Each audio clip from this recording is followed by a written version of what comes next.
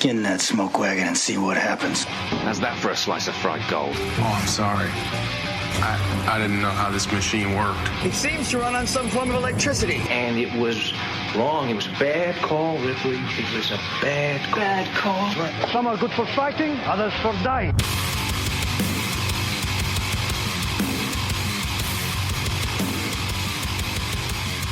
It's just two movies. Yeah,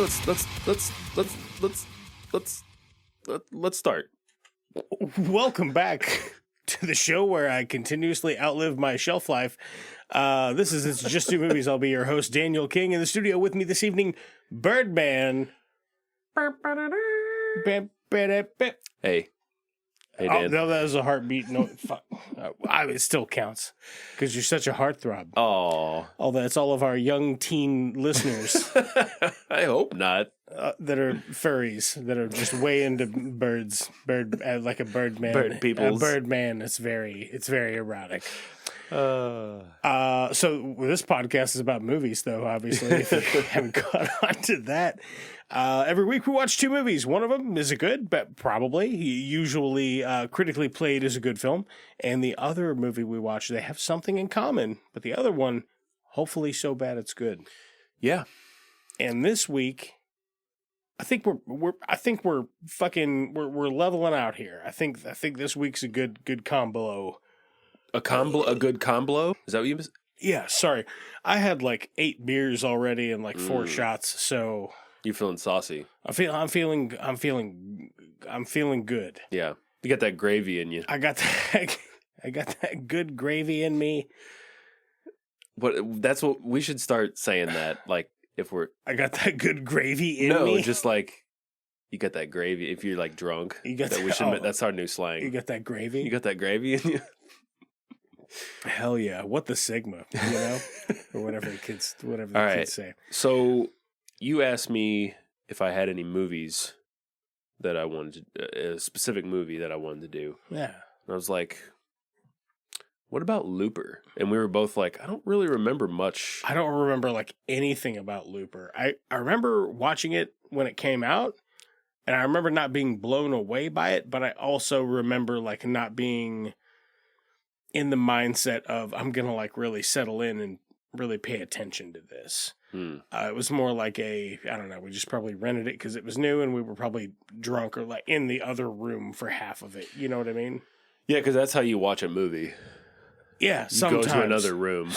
Sometimes. Fucking idiot. I just turn it way up and I imagine, wow. Got a great imagination. This guy's got a gun on the other guy. I'm kind of like you. I remember watching this. I remember liking it. I don't remember being blown away by it. I will say, on a rewatch, I enjoyed this quite a bit. Yeah, same. I have some issues with it, but Same. We'll get into that. Yeah, Go we ahead. sure will. We're talking, of course, about Looper, which if you have not seen it or heard of it or know what that is, it is a R-rated 2012 sci-fi action film of 1 hour, 59-minute runtime. I watched it on Netflix, so it's on Netflix if you want to check it out. Yeah, It is going off of Netflix, unfortunately, at the end of the month. So if you're listening to this, So it's getting off it's getting off. So of Netflix. check it out before it gets off. That's right. And it's early July when this comes out. So, you got a little time to get in there if you want to watch it. Looper stars the ghost of Joseph Gordon-Levitt, Bruce Willis, Emily Blunt, Piper Perabo. What? Piper Perabo. Who's that? Is that She the plays kid? She plays Susie, the stripper, the dancer, or whatever. Paul Dano, Noah Segan, Jeff Daniels, and Pierce Gagnon. Gagnon them balls. Just kidding, he's a kid. Jesus Christ. I mean, he might be now. What about, I don't know. This was 2012. Who knows? What about? I think. Oh, you talking about? Oh, I know who you're talking about. No, we'll save that. I don't want to say his name. Don't say his name. Don't fucking do it. Okay, I won't do it. I'll let you do it. It's going to be a surprise later in the episode. All right. It was nice Danny. to see him pop up towards the end. I was like, "There's that guy, Danny. Birdman." If the you listener fucking dirty cocksucking was wondering, son of a bitch. hey, what's Looper about? What would you say to the listener? I tell him to ask Birdman. Briefly. Just briefly. You don't have to go into specifics. In the Pacific, very specifically, in not that far in the future, time travel doesn't exist, but it will be in the future. It will have been. Mm-hmm. So it's immediately outlawed, but crime syndicates get a hold of this technology and to murder people because they can't dispose of bodies in the future for, I don't know, whatever reason, body check technology, who knows. They don't go into it. It doesn't matter. Don't worry about it. They don't go into it, but it's a tracking system. Yeah. So what they do is they get people that they want to snuff out and they send them back in time, and they have these hitmen back in time that will shoot these people immediately and dispose of the bodies, and they collect a payment for it. And they are called loopers. Yep. Why are they called loopers, do you ask? Because at some point, one of their targets will be their older self. So they get into this life of crime, and then they get a fat fucking payday the whole time they do it. But from the time they start this, their life is roughly 30 years.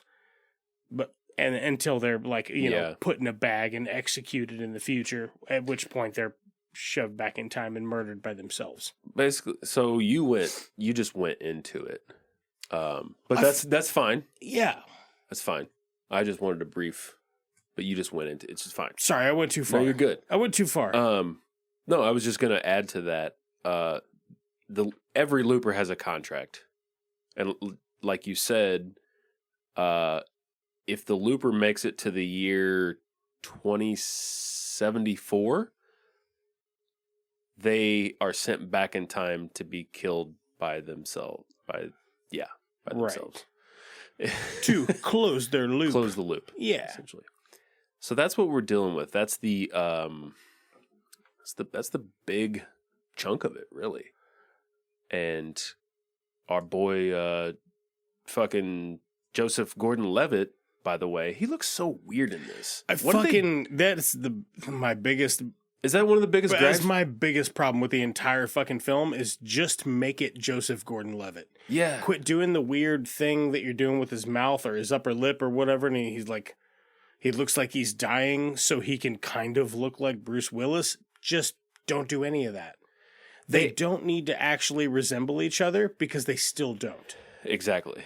They still don't. None of them The do. only thing you can kind of get is they can tell they kind of CGI his nose to be shaped like Bruce Willis's nose, and he's got this weird like lip mouth thing going on. And too much makeup. They gave him too much makeup, it's too. Too much. It distracts from the storyline. And I think that the storyline and the story is fucking great. Mm-hmm. But it's like every fucking time they pan the camera to Joseph Gordon-Levitt, I'm like, ugh. Why do you look like that? And he's a handsome fella. Like you shouldn't look at Joseph Gordon-Levitt and go, ugh. You should go, fuck yeah, that dude's I don't cool. know if they were trying to make him look a little... They were trying to make him look like Bruce Willis. I guess, but in the process, they made him look older than what he's supposed to be in the movie. He looked 45. They looked like they were 10 years apart. He's supposed to be like 25? No. No, I know that. That guy's not 25. I know that, but I'm saying that's what he's supposed to be. Fail. Somewhere around there. Failed. Yes. Yeah. He looks old as fuck. Yeah, he does. He looks like a mix between like Robert De Niro... Like you know what I mean? Because of the face. And Robert Duvall. The face he's doing. Because he's super old. I mean, they're both super old. What are you saying? You fuck my wife? You fuck my wife? But is that your biggest issue with this? Is the way he looks? That is my biggest issue. And fuck, I wish I would have written it down. I had a huge issue with the time travel mechanic. We'll get into that. No, I know what it is. I remember. Do you want to just kind of go through this? Or what do you think? Or do you just want to... Yeah, I guess, like, we can just kind of go through it chronologically. Like, I don't feel like there's a lot of points to stop off. You know what I mean? It's just more like, hey, meet these characters, then this kind of happens, and then this happens. I don't have a ton. I mean, I have a decent... You know me. Yeah. What do you got? I just try not to go because when we first started doing this, I was like, oh, I got to fucking take every single fucking note. Oh, the first 10 or 15 minutes is Joseph Gordon-Levitt explaining to you what it is. what we explained to you in like 2 sentences. But, of course, I do like the look of the future. I like the fact that he's buddies with Paul Dano. And I like that they're doing this weird future drug from an eyedropper. Yeah, they have this drug that I don't know what it is exactly, but you just drop it into your eye and it just fucks you up, man. I don't know. It doesn't look like cocaine. There's too much laying around for it to be cocaine. So the only other issue, I don't know, I guess I have a few issues. I do like this movie, but I feel like a lot of movies are guilty of making the future A, not far enough in the future, and then B, right, things that we're not going to probably have in 2074. Right. Well, it's like, if somebody would have told me, hey, it's in 2052 and everything's filthy and there's a lot of pollution, I'd go, okay. Okay, that's about right. Sure, yeah, that sounds fair. But they still have corn in Kansas. Right. Because that's all they have there. That's it. If they didn't have corn, you could see all the way across the state. Just a one clear shot. Right. Because the Earth's flat. Everybody knows. Yeah. Everybody knows that. Yeah. But tune in for our other podcast. Tune in for our other podcast. Black Label. It's just no movies. Truth or the conspiracy hour. Truth time. All right. So that and I'm with you on the future. I'm like, they're like, oh, okay. So like reverse time travel and people no longer use money. And now they just have like bars of silver. Get the fuck out of here with that. Like, well, I that's think your currency. What? I think what can that's you... specifically what they're paid in. Just the loopers. Because remember, he did have paper money when he was in. He did have paper money. I forgot about that. You're when right. When he was in China. Yeah. Yeah. Yeah. So I think that's just specifically what the loopers are paid in. All right, let's get into this. As we stated, loopers have contracts. If they survive until 2074, they got to close the loop. We get a pretty big party montage. Fuck yeah. Joe's going out. He's doing drugs. He's fucking partying. He's doing drugs. Getting his wiener wet. He's watching other people close their loops pretty quick. A lot of his friends. One night, Paul Dano busts into his fucking apartment. He doesn't. He's just knocking on the windows. Yeah. Come on, let me in. Paul Dano fucked up. He did, yeah. He let his loop escape. He didn't close the loop. Yep. His older self populated in front of him. Yep. Singing a song or something. Singing a song, like even with a gag in his mouth, he could still make it out. So he knew it was him. Yeah. He's like, it was a song my mom used to sing me, something like that. Yeah, and he wanted a cigarette. Yeah. And he fucks up. He lets his loop run away. And here's the thing about the KC mob. They don't fuck around, bro. Kansas City don't fuck like that. Kansas City doesn't forget. Hell yeah. So the mob is immediately after Paul Dano's character. So Joe agrees to hide him. Is it Dano, not Dano? Paul Dano. I'm not really sure, actually. I don't know. Well, both of them are fine. I emailed him earlier. He said he didn't care, so we'll just stick with Pauly D for now. PD. Pedo. Yeah, pedo. So, because have you seen Prisoners where he's a pedo? Oh, is he? No, he's not. But he's like mentally challenged. Oh, yeah. He's not a pedophile, but they are suspicious he's a pedophile. Anyway, different movie. Yeah. So Paul Dano fucked up. Yeah, he fucked up. Joe agrees to hide him. This doesn't work out. And the only hiding place that he has, which is a good hiding spot. It's just a floor safe. Floor safe. Yeah, it's a pretty good one. It's a good floor safe. It's it's big enough for like two people to get into. You know what I mean? Yeah, and a bunch of bars of silver. Yeah. So, how do you feel about Jeff Daniels in this? Dude, I like it. I think it's a good fit. I think it's nice that Jeff Daniels is from the future, and when Joe Gordon-Levitt comes in, or young Bruce Willis as the horror that was at one point Joseph Gordon-Levitt, Boy, I cannot tell you how much he is difficult to look at. Like it's hard to watch it. I really don't like it that bit. Can we move past it? Yep, I'm past it. He goes in and he meets Jeff Daniels, and they're having a little convo. And he's like, well, how's it going with that language you learning? What are you learning, Mandarin? He's like, I'm learning French. And he's like, you should probably go to China. What are you learning French for? He's like, because I'm going to go to France. He's like, you should go to China. He's like, I'm going to France. And he's like, I'm from the fucking future. You should go to China. Fucking idiot. Like without trying to break the time loop or what. I don't know. I don't fucking know what breaks the time loop, but he just... it's fucking good, man. I buy that Jeff Daniels is in this position. He's tired of it. He's been doing it for a while. He does look tired, and he's just sick of it. Yeah. He's very wealthy, but he like the fatigue of it all is very evident. Yeah. And I like that bit. Through this interaction, we learned that Joe, he was brought in by Jeff Daniels because Joe tried to steal from him, I believe, from a watch shop. He put a gun in my hand. Gave me something that was mine. There you go. You're getting close. Not bad. Somewhere between Joseph Gordon-Levitt and Robert De Niro. the rotting corpse of Bruce Willis. I'm just kidding. He's very much alive. I will say there's a scene later on in the film that I found very touching because of Bruce Willis's aphasia diagnosis. You know what I mean? But yeah, we'll get there anyway. He's like, you know where Paul Dano's at? He let his loop run. We got to get him. Like, listen, I'll make you a deal. It's not really a deal. I'm going to take half of your stuff if you tell me where you're hiding him in your place, or I will take all of your stuff and I'm going to kill him anyway. Is that what he says? Pretty much. That's what it boils down to. Oh, no. He tells him if he wants to keep him, or if he wants to essentially let P. Diddy. just kidding. Paul Dano. This is Dano, Paul Dano's people don't contact my people, which is just me. Don't email me. He says you can keep him if you give up half your silver. Yeah. That's what it was, I half think. Your silver to keep P. Diddy pedo. Pedo. Let's just call him pedo. Yeah, that's way better than P. Diddy. Who is a pedo?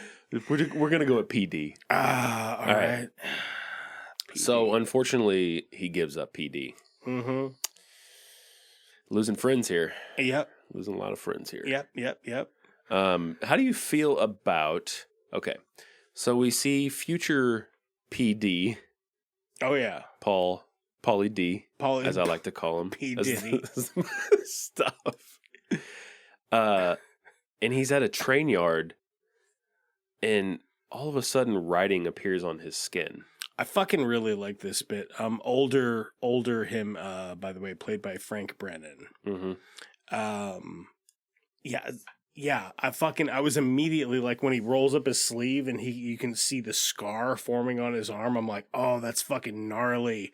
They're torturing him right now, real time. Yeah. So, and then he's like, he goes to grab a bit of fence or whatever, and he looks at his hand, and one of his fingers is gone, and then another one's gone. He's just like, fuck, I gotta hurry up. And then his nose starts disappearing. Yeah, they cut the tip of his nose off and shit. Yeah. They write him a message on his arm, like, be at this address in 5 minutes. He's like, finally he realizes, like, oh, fuck. Yeah. They're taking they're torturing PD. Yeah, they're torturing Pauly D. Me. Yeah. But the part about it that Bruce Willis talks about later, he's like, I can remember things after you do them in perfect clarity. So as he's on his way to this place, he's recalling the torture that he underwent. Mm-hmm. Or maybe not. Maybe he's like medically. I don't know.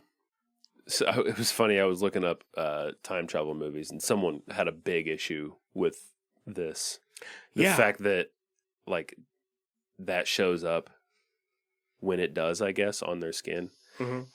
Is that scientifically accurate? No. IRL? No. Come on. No. That's not how that's going to work. Would be a subject of entropy, I believe.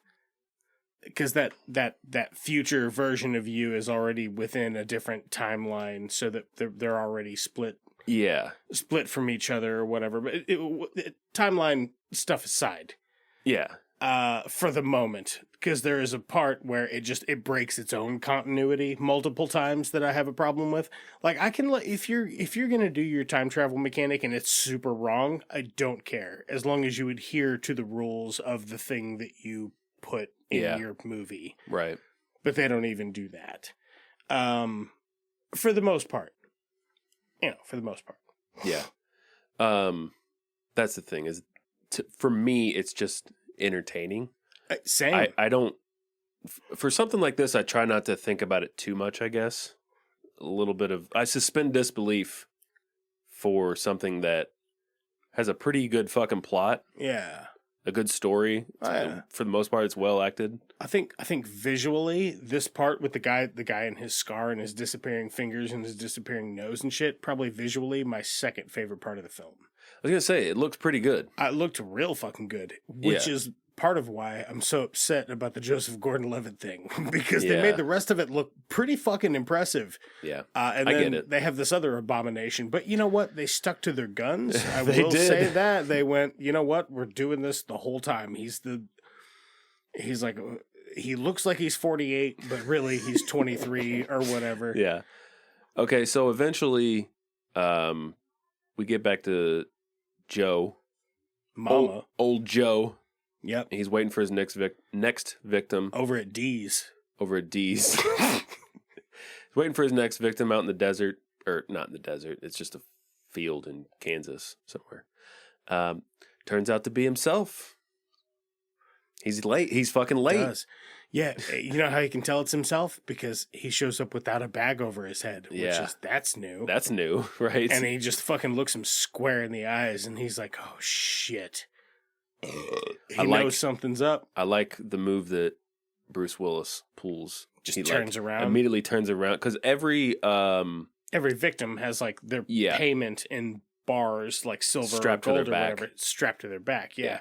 So he just fucking flips a bitch when fucking old Joseph JGL Joseph Gordon JG Joey G. Joji. When old Joji, he goes to shoot him in the back, and then he fucking just slides a gold brick out of there and fucking hits him in the face with it. I like that. Yeah, pretty slick. Slick. He has some moves. He's been killing people for a long time at this point. Because you get a little flashback to Bruce Willis's life where he like... Yeah, let's talk about that for a second. He's like, I did go to France, actually. And I went there and then, I thought about it and I left and I went to China. I thought he went straight to China. I thought he ditched the... I think he did go to France.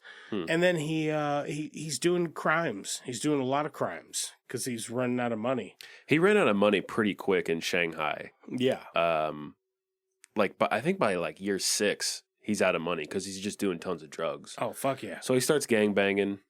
You got to see those movies, folks. Let me tell you. Wait till you see what we're watching after the break. Eventually, he meets a woman. He marries. And... Could be a Thai ladyboy. No way to know. Yeah. No way to know. This woman helps him clean up. Because again, he's a bit of a druggie. He falls very deeply in love. Yeah, he does. She gets him sober. They fall in love. They want to have children, but they don't for whatever reason. I don't think one of them is... And then one day, his number's up. Yeah. Which means time to fucking get looped. They send him back. Yeah. Time to get looped and looped. Time to get loopified. Boopsy in the nose. They fucking boop boop. And his wife had left, but she was just in the garden or whatever, and then she walks back around, and the people that are about to put his head in a bag shoot his wife. They get spooked, and they're like, "Oh shit!" and they fucking shoot her and kill her. God damn it! Which is crazy, because he was just like, "All right, it's my time," right up until the point that she got shot. That's true. And then is when he went buck wild. He's like... He just started butt fucking everybody in the thing. He's like, you didn't fucking bring her into this. Right. I wanted more of that. I want more of the future story, yeah. I wanted more... So here's... I felt like I got his motivation, but I felt like Yeah. it didn't have enough weight because I just needed 2 more minutes of it. I was going to say 5 minutes of like screen time of... So here's my thing. Here's what I was wondering. Just one dinner since scene. watching this. Just 2 dinner scenes. Yeah. One where they're first date and one where he asks her to marry her or something, you know? Since watching this, here's what I've wondered. Would you give up Pauly D screen time for more of that? Or would you just add that and keep... 5 minutes? I think you could take off. I think you could take off some of the... What's the fucking guy with the... He's got the... I got my gat, and I'm talking shit, and I shot myself in the foot. Kid Blue. I think you could cut some of Kid Blue and add a little more of, like, Bruce Willis's future. Yeah, I like 50-50. I like Kid Blue's character. I feel like they give him... He's not bad. He just is unnecessary. He's a young kid that's trying to prove himself. That's it. He probably wants to take over for Jeff Daniels' character once he retires. So that's probably what that is. Right, but he's dumb, and he has a proclivity for violence. Yeah, he is dumb. And he's a show-off. So yes, he is. Definitely not getting that job. So yeah, I like the stuff where we see I like to call him OJ. Original John? No, Old Joe. Old Joe. I couldn't remember his first name, Old Joe. It's Joe in this movie. Yeah, so you got Old J, played by B-Dub. I got OJ and... You got P. Diddy Pedo. I got OJ and YJ.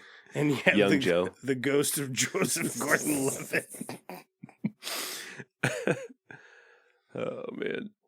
So what a cast. OJ overpowers these guys, and he sends himself back to 2044. He's a fucking killing machine, and he's gonna kill everybody. Yeah, fucking everybody. Most importantly, he's looking for the person in charge, or a person that will grow up to be named the Rainmaker, who is the new crime boss in charge in the future, who's closing all the loops. Yes. So he feels like he would have got to if it wasn't for the Rainmaker, he feels like he would have got to live the rest of his life and meet his wife and all that good stuff. Right. Fucking Rainmaker, dude. So, fucking OJ. Old Joe. Old Joe and young Joe, eventually they meet at a diner, and they order food and they don't fucking eat, and it really pisses me off. It kind of fucking aggravated me too. Like, they both have got to be starving. Don't order a steak and not eat it. Don't order a steak and it's the fucking sound of cutting it, I imagine, is like awful for audio. Maybe. But if you can make Joseph Gordon-Levitt look like a dead man, you can fake the audio of a steak being cut. You know what I mean? What if they just get their steak and it's already cut up? Right. Who the fuck cut my steak? So he's like, a fucking OJ he sees a scar on his arm pop up. And the other guy previously that you saw, it was like, be at... da-da-da-da-da, and then the address, and then the time. Mm-hmm. And fucking, he's, OJ, he's like unbuttoning his sleeve and shit and rolling it up, and it just says Beatrice. Yeah. And he's like, oh, okay. The diner. So they remember a diner where there's a cute girl works that her name is Beatrice. Yeah. And he's like, when they get there, he's young J, YJ, he's got his fucking arm all bandaged up, and he's like, there's another girl that works here night shift. Oh, Jen? He's like, yeah, it might have been less cutting, instead of Beatrice. One of the funniest parts of the movie right it's there. Fucking the only funny part of the movie, I think. Yeah. I don't know, there's a whole lot of comedy value in it. Yeah, you're right. But that is a good joke. There's some pretty heavy shit in this. Yeah, it is a lot of fucking heavy shit. So they fucking he's like, hey, what's your fucking deal? And he's like, here's my deal. What's your fucking deal? And then the young Joseph Gordon-Levitt, he starts to tell him what his deal is, and OJ's like, shut the fuck up. Yeah. Shut your young mouth. Shut your young fucking mouth. Is that what he says to him? Something like Shut that. Shut your young mouth or young fucking mouth or something. Such a kid. Yeah, he's like, you don't know what the fuck you're talking about, you piece of shit. Because he knows him, because he was him. Yeah. I feel like they're both kind of right, though, a little bit. They're I not don't know. wrong. They're not wrong. I understand the reasoning of each character. I was like, you feel the plight of the younger man, but also you can't not.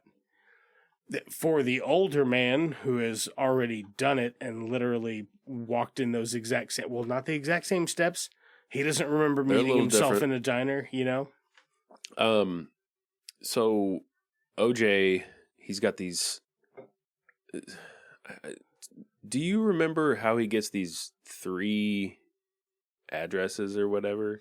Yeah, somebody's like, they call him. Oh, that's what it was. Calling him like during a raid, and he's like, write this shit down. Yeah, that's what it was. Yeah, and it's just like a code for somebody's birthday. Yeah. In the hospital they were born at. For Rain Man, the guy who's going to take over. eventually. Rainmaker. That's right. Rainmaker. I'll pet him and call him George. George. So eventually, they're at the diner, and Kid Blue shows up. We get a gunfight. OJ escapes, as he does. So does YJ. Young Joe also escapes. Right. And we cut to Emily Blunt. And she's actually OJ got captured. We cut to Emily Blunt. And she's fake smoking a cigarette. Yeah. And she farms. I totally forgot stuff. Emily Blunt was in this. I kind of like how see. I like Emily Blunt. Oh yeah, I do too. Like she's great in this. Yeah, she's fantastic, man. You know what I like? She's got such a down to earthedness about her. You know what I mean? You know what I like about this? What? The fact that you don't see the 2 biggest stars. You see Bruce Willis fairly quick. What is it, like 25, 25 minutes? But still, I like that you don't see either of them for a minute. Right. You know, it gives it some air. This was part of Joe Gordon-Levitt's comeback, wasn't it?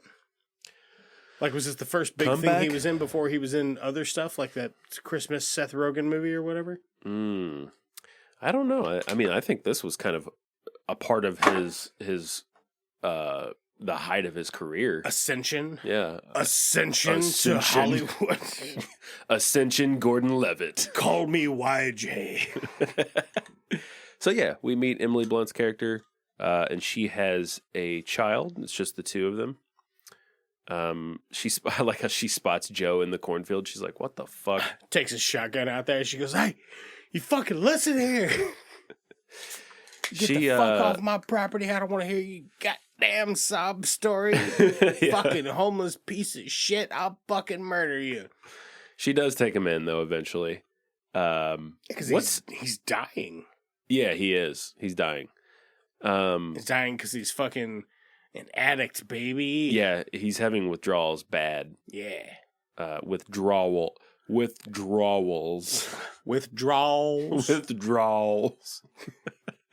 I like where he's talking shit to her, and he's like, "You're not gonna shoot me." And yeah, she fucking ends up shooting him. This is a fucking Remington da da da da da da da da. And he goes, "Yeah, no, I know." He goes, "It's not. Hence, it's not the gun I'm scared of. You know, it's not the gun that I'm not scared of. Yeah. It's you."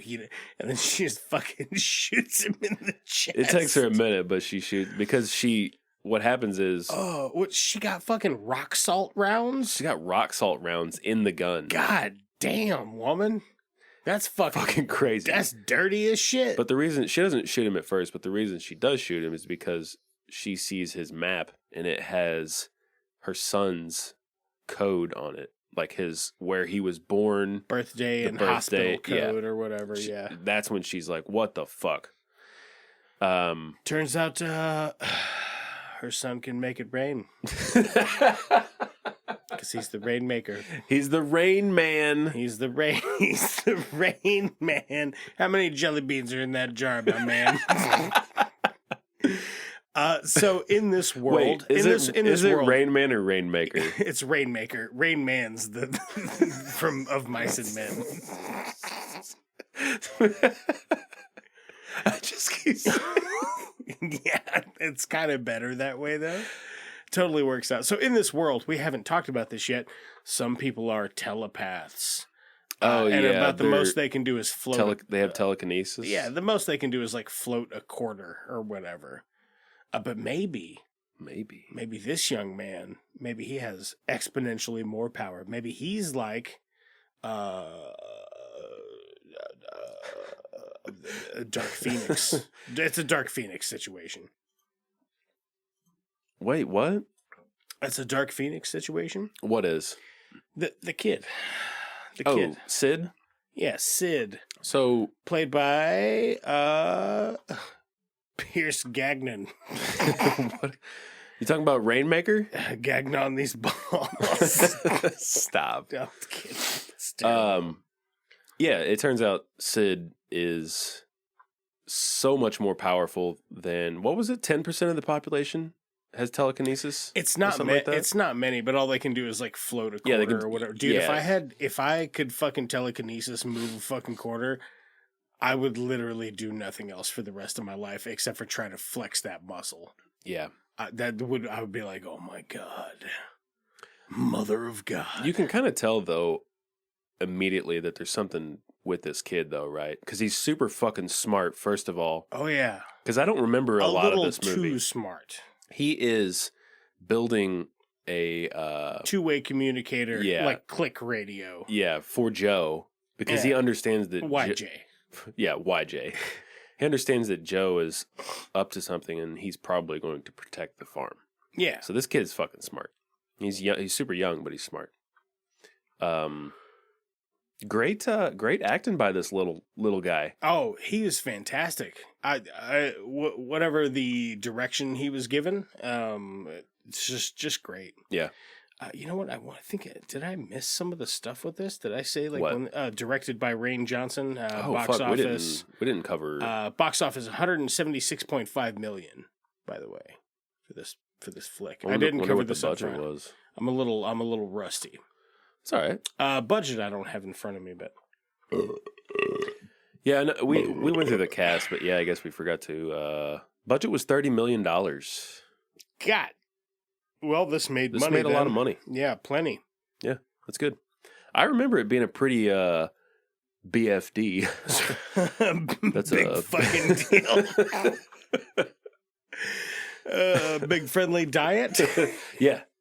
In 2012, super friendly. So current status, you've got YJ Yep. on the farm, Young Joe. recovering. Yep. Got shot in the center of mass Yeah. with fucking rock salt shotgun round. Ouch.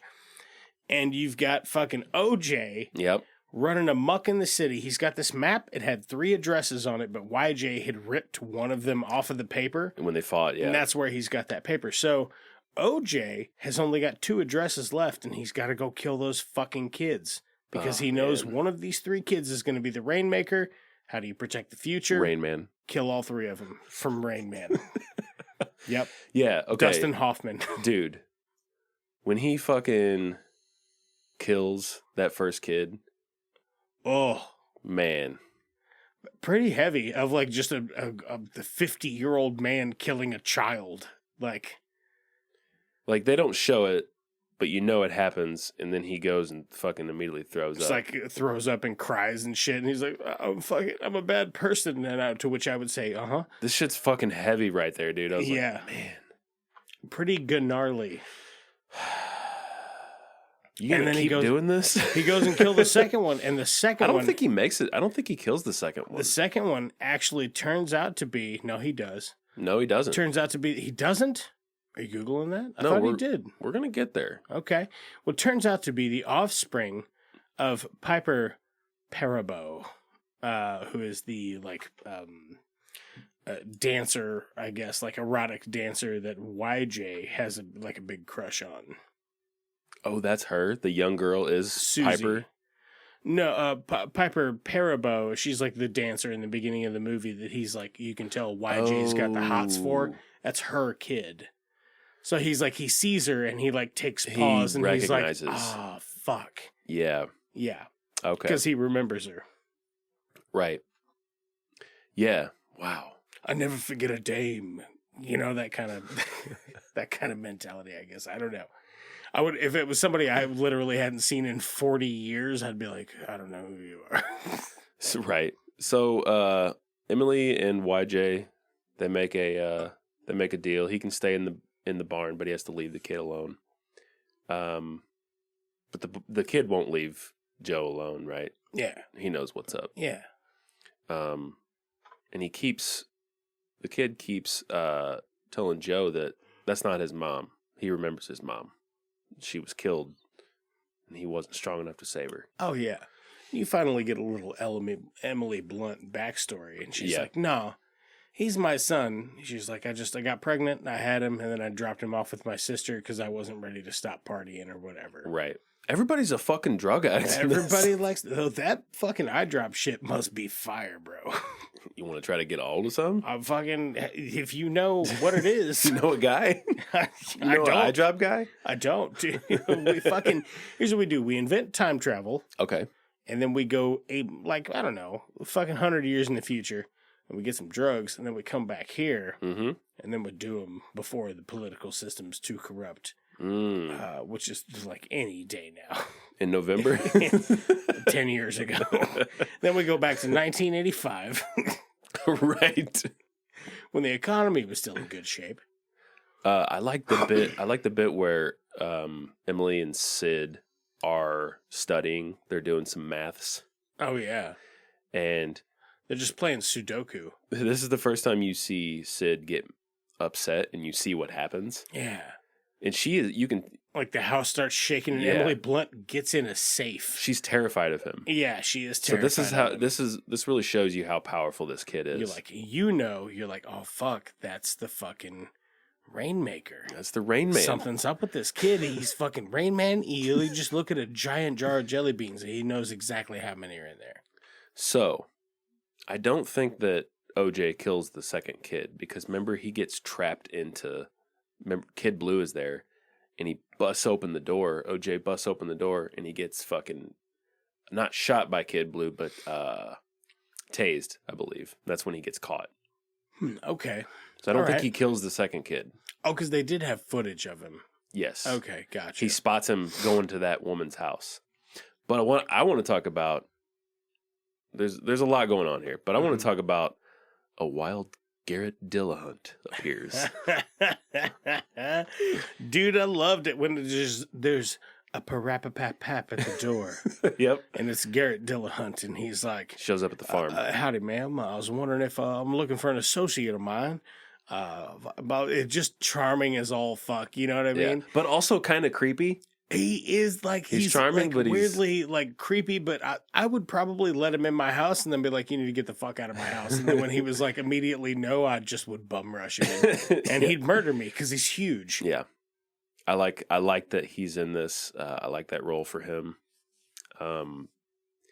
We get a little bit of sneaking around. Sid helps Joe hide. They have what was it? It was like not a bunker, but it's like an underground little tunnel system. Tunnels, yeah.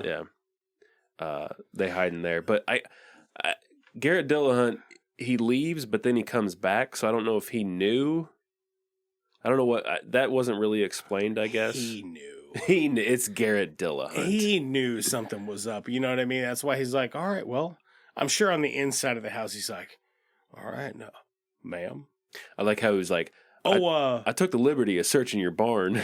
So just the house would be fine. But he comes back and he's a fucking creep, man. He is. I like him, but he's good. Yeah. He comes back. He's got Emily hostage. Oh, we didn't mention that Emily and Young Joe spend the night together. They be fucking, y'all.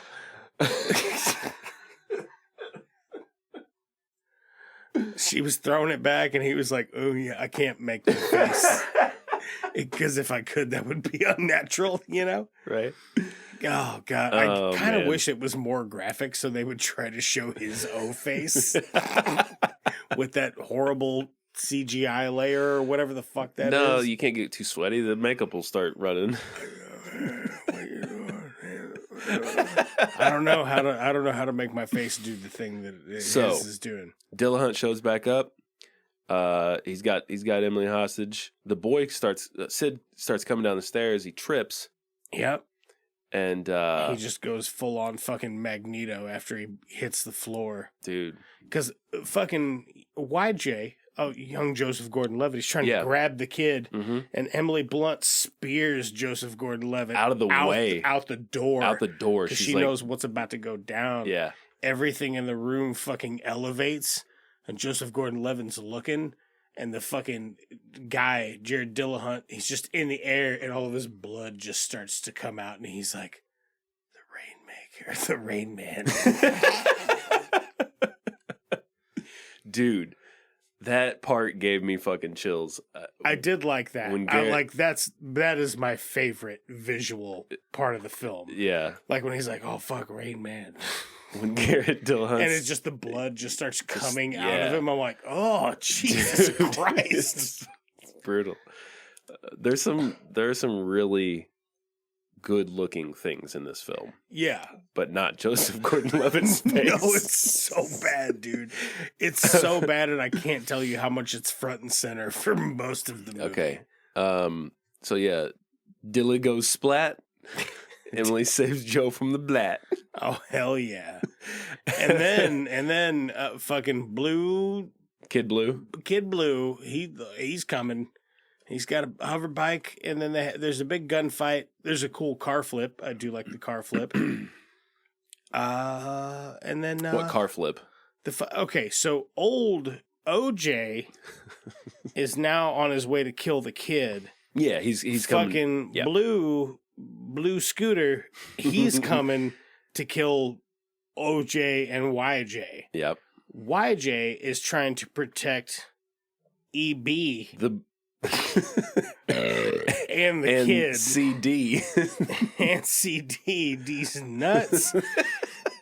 And there's just a big fucking crazy shootout. And I like this weird cornfield massacre thing that's going on. Like, I like that a lot. Yeah. Before we get to that, like, we're almost there. But right before that, Kid Blue brings in OJ. But OJ gets the drop because he's a badass, and he fucking just goes on a rampage and kills all of the Gat Men. Hell yeah, he does. The Gat Man. The Gat Men. Hell yeah, get me the Gat Man. Get me the Gat Man. It's simple. So we kill the Gat Man. After that is when he heads to the farm, and like you said, we get just some good action. Kid Blue's on that bike, and he's coming back at young Joe. I like the hover bikes. I like the hover bikes a lot. 1 out of 5 scenes with the hover bikes, just for whatever reason, I was like, that looks weird. It did look weird. Yeah. But I like, they're cool. They are cool. They look cool. It's a cool design. The scene was cool. Yeah. I like the starting up bit when he's like, fucking come on. I like that. But yeah, I like the hover bikes. I like this part where, as I was stating, Kid Blue's coming back towards young Joe. Mm-hmm. Young Joe's like, the guns that the loopers have, what were they called? Blunderbusses? It's a blunderbuss. Yeah. So they have no range. So 15 meters. Yeah. So what he does is he starts shooting the highway to kick up some dust. Just like a traditional blunderbuss. Kick up a little dust. Are you familiar with the OG blunderbuss? No. Okay, so a blunderbuss, the idea was you can shove anything in there as a projectile. Pieces of fucking shattered glass, bits of metal, just whatever. What about a cucumber? You could put a cucumber in there. Probably wouldn't do a lot of damage, but you could put it in there.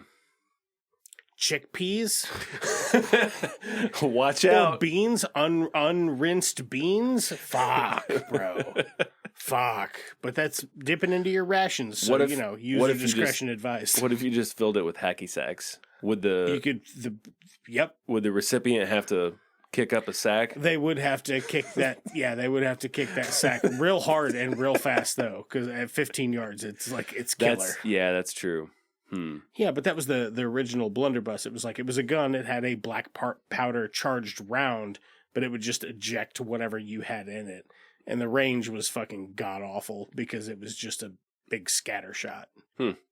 That's cool. Yeah, neato. Yeah. Where were we at? I don't know. Something about blunderbusses. The fucking Corn City shootout. The Corn City shootout. There we go. At the old corral. Fucking Kid Joe, he gets eliminated pretty hard. Oh yeah. Joe takes him out. And then OJ shows up in a fucking truck, a white truck. And he's like, hey. You wish it was, it's not the a Bronco. fucking Toyota Tundra. I know that's what you're thinking it is, and like in your mind's eye while you're driving, listening to this Toyota podcast Tundra. or whatever, but it's not. It's like a Toyota fucking ice cream truck or whatever. It's fucking, it's weak sauce. It's weak. bullshit. He tells young Joe, he's like, take the fucking truck, take the gold, get the fuck out of here. Yep. Let me do that. Let me finish this. You go live your life, meet my wife. Yeah. And I'll make sure you get to live the rest of your life. She's a nice lady. She's a nice woman. She took a chance on me. Yeah.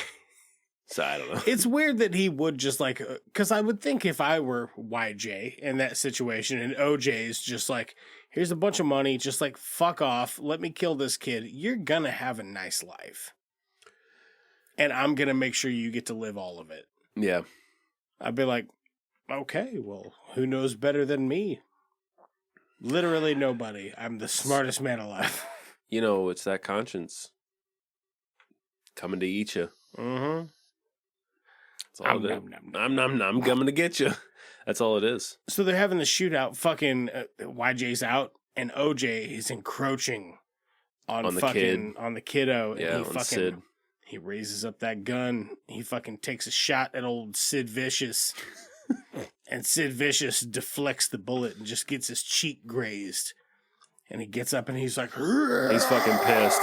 So he's doing a TK tornado. That's what I like to call it. Oh, hell yeah. Telekinesis tornado. Fucking, I love that. That look fucking cool. TK Nader? Nader, fuck, yeah. It did look cool, man. It looks really good.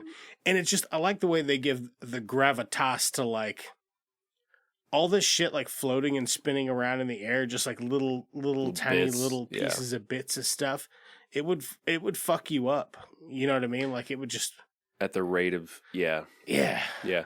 I like. There's so much I like about this scene. It's so good. It's just well done. You've got a lot going on here. You have Emily Blunt trying to calm Sid down, and that gave me chills. I was like, she's just like, it's okay. If she'd stop trying to hand him that blood, he don't want to smoke, man. He just don't let want it to go. smoke. I know that's why we call you EB, but you've got young Joe, with the realization that there's only one way to solve this. There's only one way this won't stop, and he kills himself. Yeah. Fucking flips that blunderbuss right up on his chest and fucking clow.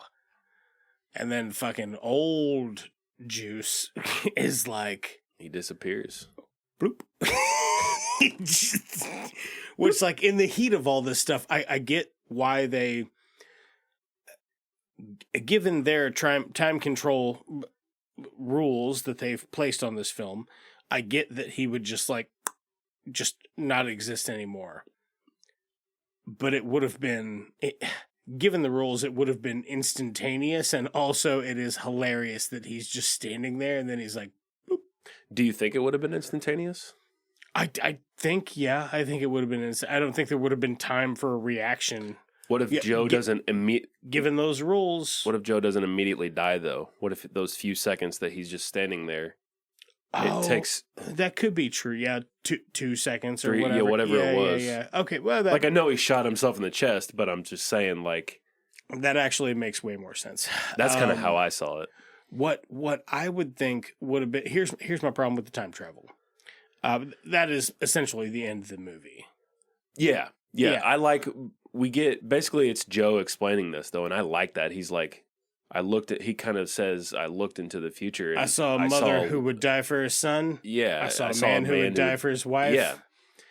And he's like, the only way to end it is to end it. And anyway, so what? Just got to end the cycle. End the cycle of a Close the loop. Close the loop. So what? Anyways, what are your issues with the? Here's my beef with time travel. When Bruce Willis is like, "Oh yeah, okay, so here are the rules for their time travel."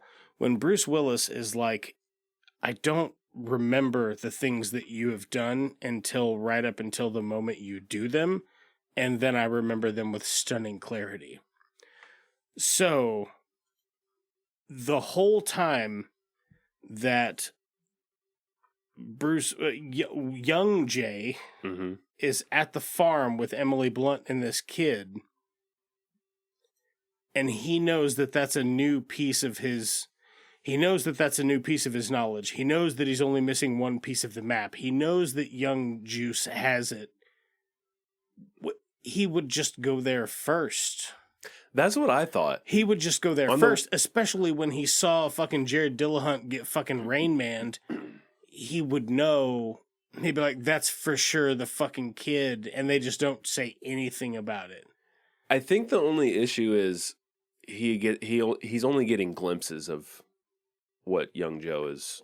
Well, he only gets glimpses of what's about to happen, but he gets crystal clear memories of what has happened. So the instant that something transpires, he remembers exactly what, like when he gets that scar from getting shot with that fucking salt, he immediately, his character would have been like, that's that time that fucking bitch shot me with that shotgun or whatever, you know what I mean? But he can't tell that hadn't happened before. It's just a thing that he remembers that has always been true. Right. So, how then does he not put the pieces together where Joe is? These other kids are just regular ass kids. That's what I was thinking that on the way down. That's my only beef with it is because... Also that and entropy, so none of that actually, like object permanence and shit. That's a different discussion for our other science podcast called It's Just a Little Science. It's just a tiny bit of science. Just a little bit of science. It's just two scientists. It's just two scientists.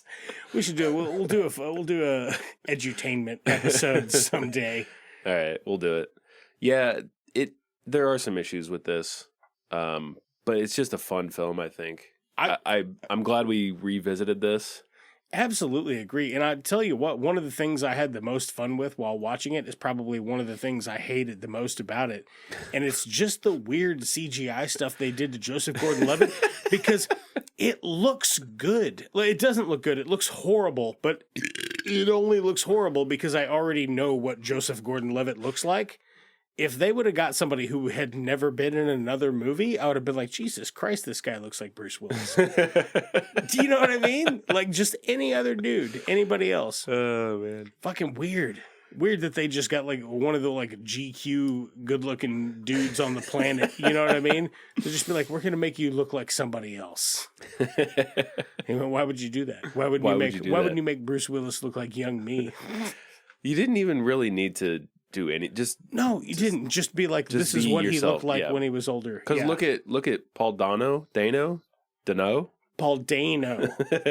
Look at his older self. They don't look anything alike. And it was fine. It was fine. It doesn't matter. No, I didn't care. Didn't care in the slightest. All right. Let's rate this puppy. Rate it. How many fucking frog clicker thumbs? If you had 10 blunderbusses. Steak and eggs. Oh, blunderbussy. But if you had all your fingers and thumbs, but all of them are actually, all 10 are actually blunderbussies. Blunderbusses. Blunderbusses. How many of those are you going to put your wiener in and shoot your wiener out of for this movie, Birdman? Oh, man. What do I want to give this? It's fun. It is a fun movie. There are some issues. 8.5?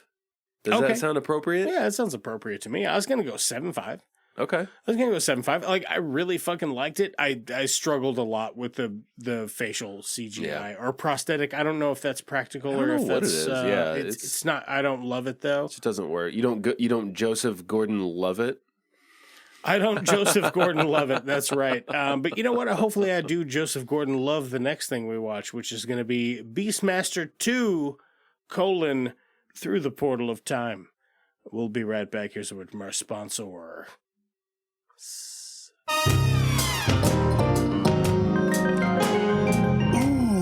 it's getting real late night.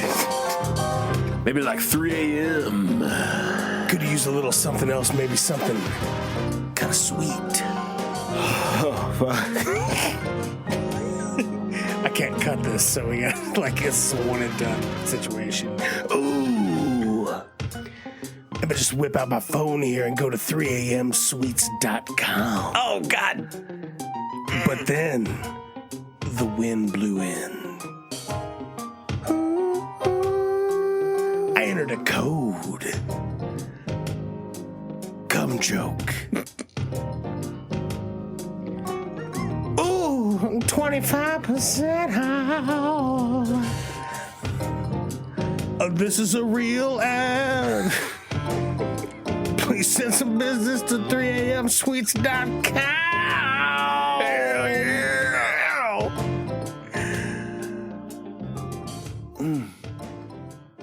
Ooh.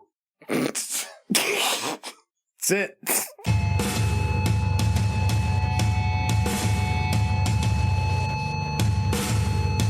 We're gonna get up in it, boy.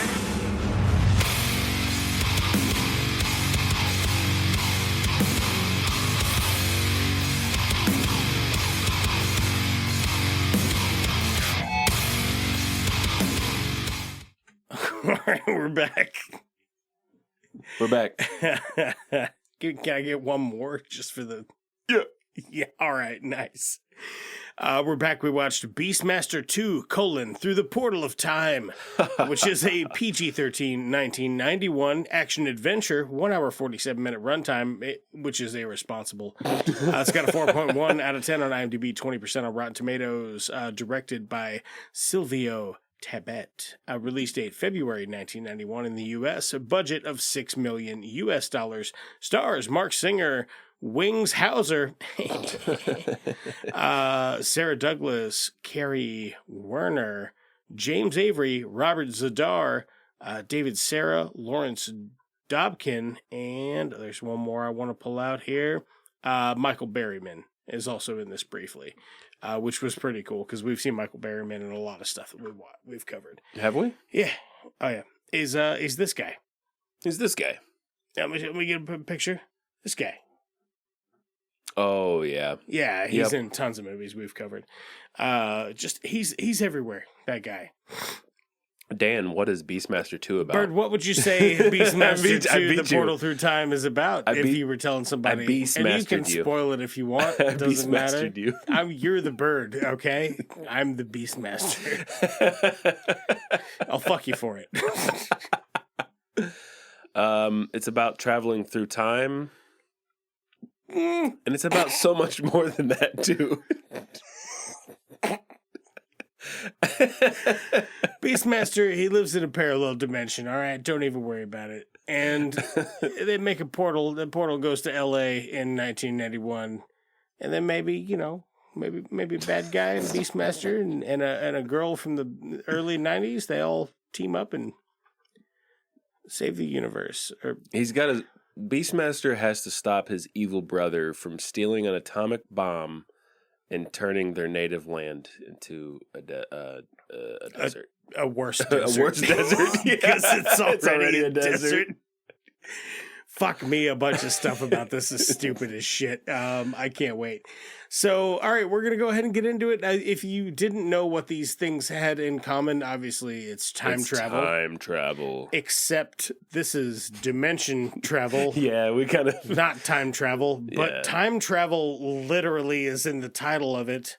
Being... Through the Portal of Time. Through the Portal of Time, yeah, Beastmaster 2 Through the Portal of Time, which is a lie.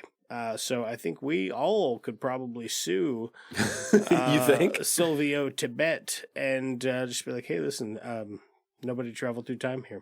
Nobody. Weird. It's a weird fucking movie, man. It's weird. I haven't seen Beastmaster 1. Which is same. I mean, which is probably telling of how we operate on this show. It's usually how we do it. You know what? If the first one had a time travel mechanic, we would have watched that one. The first, oh man, I forgot to do trivia for Looper. Like, I forgot to look up trivia. Oh, do you have some? No. Oh, okay. Maybe we'll get into it later. Yeah, maybe we will. The first trivia bit for Beastmaster 2, it says, the subtitle of the film is Through the Portal of Time, but the plot doesn't involve time travel. Or no, it says, but the plot doesn't involve travel through a time portal. Sorry. Yeah. It doesn't.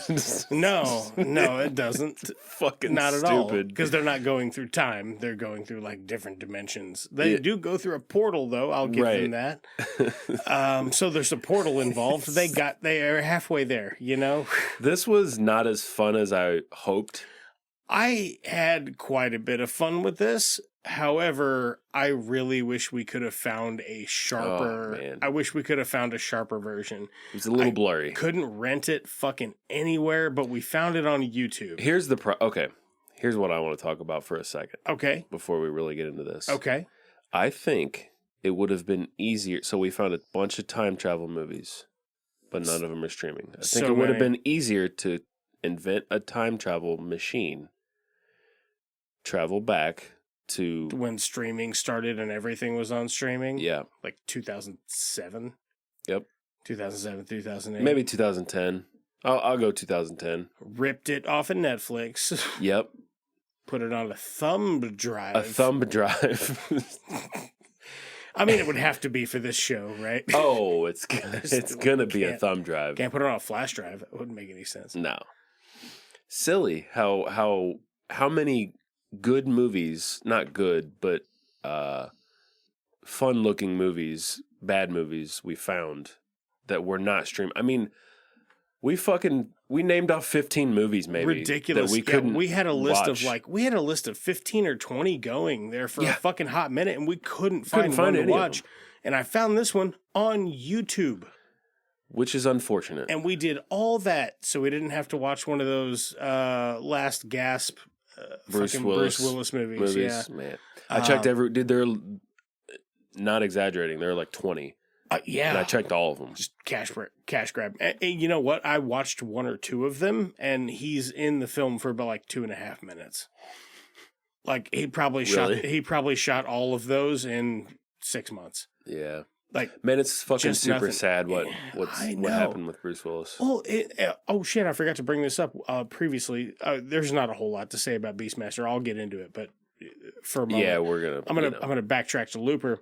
The bit when they're in that restaurant and he's like, "Shut the fuck up! You don't know what you're talking about," and he's explaining how he remembers the things that young him remembers. I was like, man. Because that is like very telling of like how aphasia actually like affects your memory. It's not quite Alzheimer's. Like it operates differently. You lose base functions. But the way that he described it, like, man, gave me fucking cold chills. Just kind of hits home a little bit. Yeah, because he got diagnosed. And that's terrible, man. I mean, Bruce Willis is a fucking gem. Yeah. Man. Such a gem. In fact, they took another very handsome, very wealthy, popular man in Hollywood and made him try to look like Bruce Willis. Poorly, might I add. We're just going to keep talking about this. They still made it. Oh, man. Fucking crazy. All right. Let's get into Beastmaster 2: through the portal of time. Beastmaster, you're probably wondering to yourself, you're thinking... And you're asking, and you're like, hey, why do they call him Beastmaster anyway? Well, let me tell you. It's because he's friends with some beasts. Oh, he's got beasts. And they know his heart, and he knows theirs. And he can see through their eyes, and they can see through his eyes. He's got a tiger, 2 ferrets, and a fucking eagle. Yep. Baby. What do you think Beastmaster is a ripoff of? Is it like Conan the Barbarian? Probably Conan the Barbarian, but like all Conan the Barbarian meets Dr. Dolittle.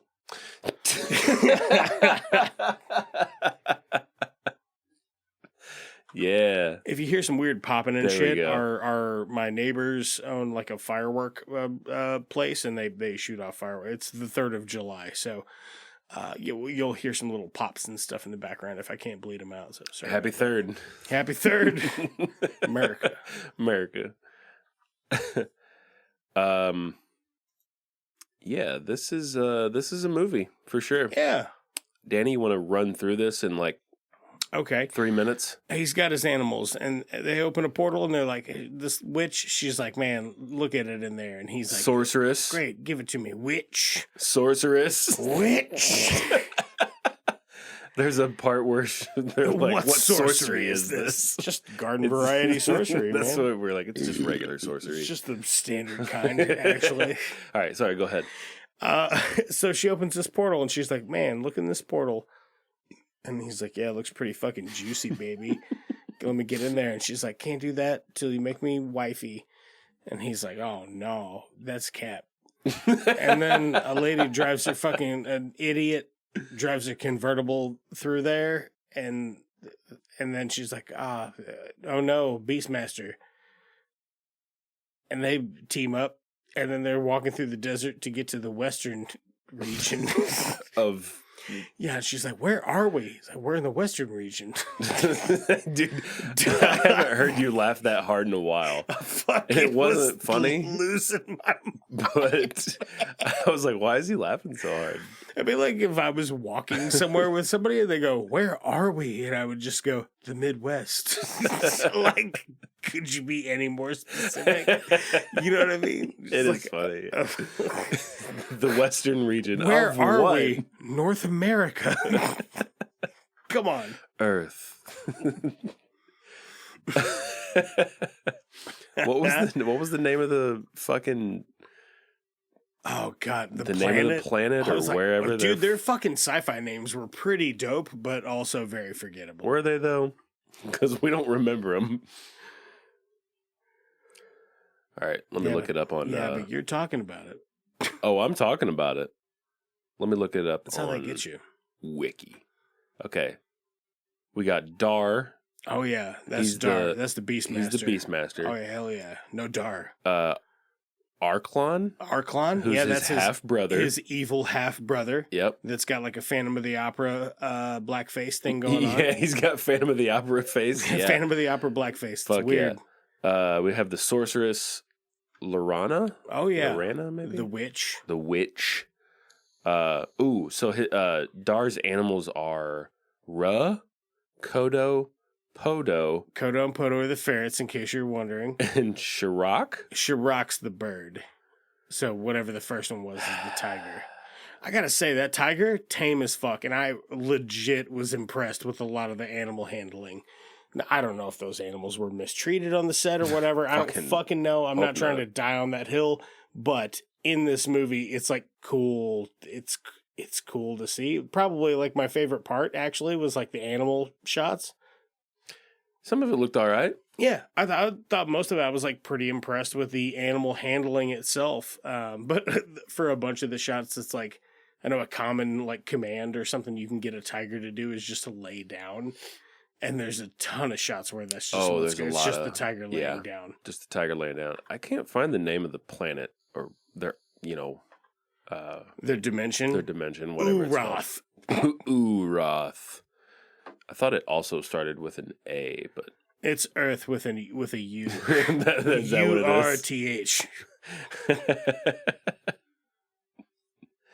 Okay, so it's your typical stopping the bad guy from... It's your typical girl meets savage beast man, you know? It's your typical fucking atomic bomb. Got to stop the bad guy. They got to get the thing. Got to get the thing. And deactivate the thing. Yeah. To do the thing. Yep. And save the thing. They got to get the thing and put it in the thing every time. Every time. Every time. But it's in a desert. Yeah. And they travel to L.A. Like, my favorite part is when you're like, yeah, he's going to detonate the bomb so he can turn their world into a more deserty desert. Because it's already just a Mad Max wasteland. You know what I mean? Okay, this didn't need to be an hour and 47 minutes. No, fuck no. This is like an hour 25.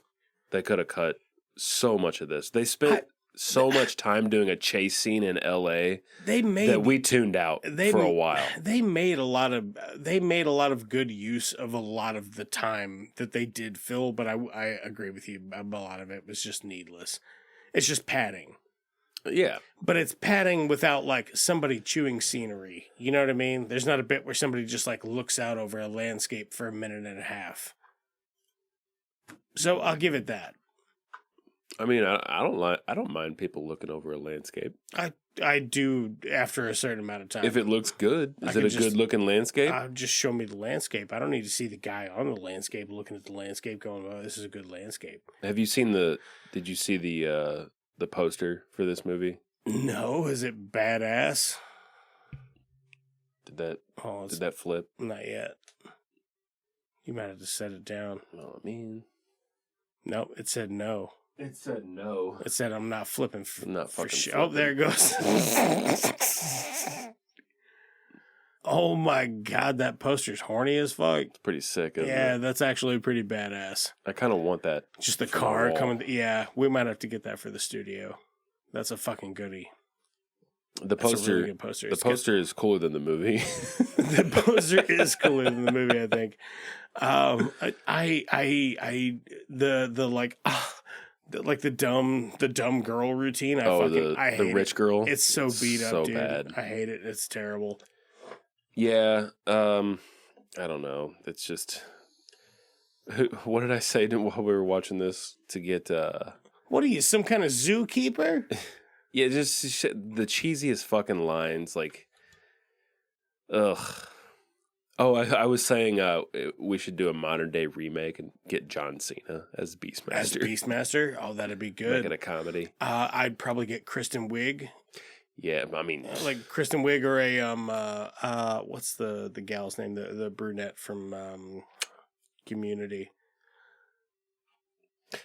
From Community? Fuck, I'm drawing a blank. Somebody out there is screaming at me right now. Yeah. Alison Brie? Alison Brie. Yeah, I mean, either of those probably works. Or, less dumb, though. I tell you who I'd fucking really like would be, God damn it, Liz Lemon. Tina Fey? Tina Fey. Yeah, I was like, I shouldn't have got so baked for this.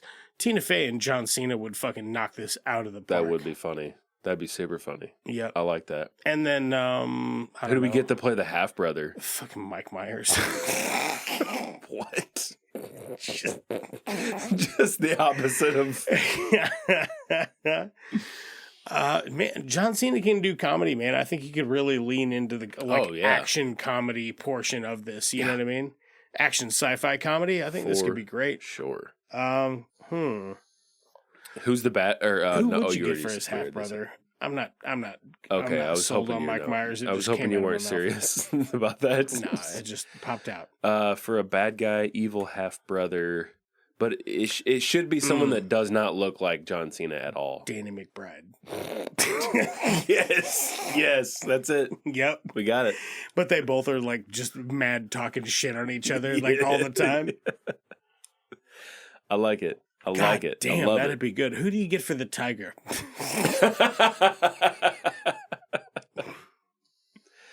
Who's a good tiger? No, we need a funny henchman, like somebody that's not even in the film for that long. Ooh, but is super fucking just has like a good 5 minutes of like, holy shit! Do you remember such and such? My vote's Will Forte. Yeah, as just an evil henchman. Like if you need a bigger evil henchman. So Danny McBride and Will Forte, but Will's only in it for like 5 minutes. I like that. Yeah.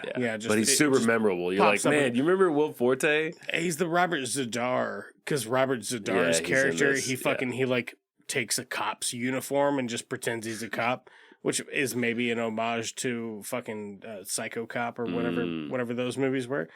Those were fucking wild. The second one, the first 5 minutes of the second one is just the last 5 minutes of the first one. It's fucking weird, man. Fucking real weird. That's awesome.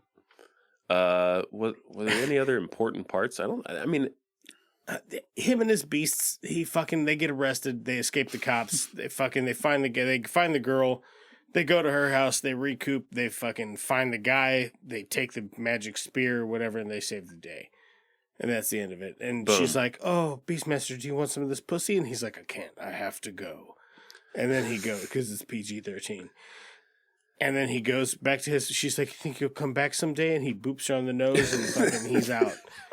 He does. That's why Birdman's laughing, is because that's legitimately what happened. Silly. I'll never come back here. Boop, keep my weasels. Yeah, he just gives his weasels to her. Yeah, he keeps She's he keeps the bird and the tiger because they're badass, and he's like, "No, I'm getting rid of these. I just have to carry these weasels around in this bag all the time. It sucks." Actually, I can't run with them in there because they'll die. You can have these. I no longer need them. Notice their phallic shape. Oh, Beastmaster. This movie was fucking stupid. I think stupid and good. How many fucking ferret thumbs? You had 10 thumbs. You're doing ferret thumbs? All your fingers are thumbs. You got 10 thumbs. All those thumbs are ferrets. How many ferret thumbs you fucking... Damn. How many ferret thumbs you do? I don't know. I didn't have that much fun with this. Yeah? Not really. Okay. I like talking about it more than I liked watching it. That's fair. It's just too long. It's a bit long in the tooth. Yeah. Yep. I'll give it a 5. Okay. Going 5 ski. It's kind of a meh. I'm going to go 8. 8? I'm going to go 8 for it. I fucking had a lot of fun with it. What the fuck is wrong with you? I wish the picture clarity was better. There's a bit where he's like in a swamp and he's fighting this swamp monster, and it's like, "You're my kin. Let me tell you a story." And it's just a weird practical effect mask with somebody on stilts, and we couldn't see it for shit because we're watching it on YouTube. And I'm like, man, I bet I would like this. Oh, you'd love it. If I could fucking see it. You'd love a good fake, shitty looking monster. I do, yeah. Yeah, it gives me a big kick. Yeah. I like it a lot. Anyway, yeah, that's that. I guess we'll move on to the next segment of the show. What have you been watching, Birdman? Oh. What you watching? What you...